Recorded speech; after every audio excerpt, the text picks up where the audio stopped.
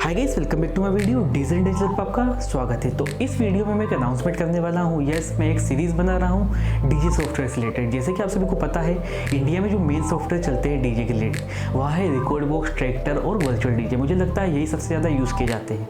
तो इन तीन सॉफ्टवेयर से रिलेटेड ही मैं यहाँ पूरी सीरीज़ बना रहा हूँ, जिसमें मैं कवर करने वाला हूँ जैसे कि कोई भी सेटिंग्स हो या आपको कनेक्ट करना हो आपके मिक्सर से या साउंड कार्ड से या कंट्रोलर से, कैसे कनेक्ट करते हैं, क्या सेटिंग्स रखते हैं तीनों में, सब कुछ मैं इसमें डिस्क्राइब करने वाला हूँ।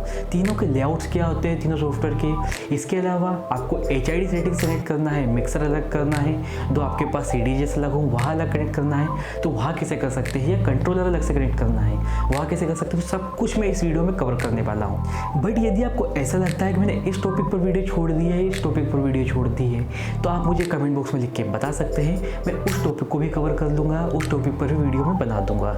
यदि आप इस चैनल पर नए हैं तो मेरे चैनल को कर लीजिए सब्सक्राइब और बेल आइकन का बटन भी दबा दीजिए, क्योंकि मैं आपको ऐसी रिलेटेड वीडियोस इसमें मैं लाने वाला हूँ। और आप बेल आइकन का बटन दबाते हैं तो उससे आपको मेरी हर नोटिफिकेशन मिलती रहेगी। Thank you.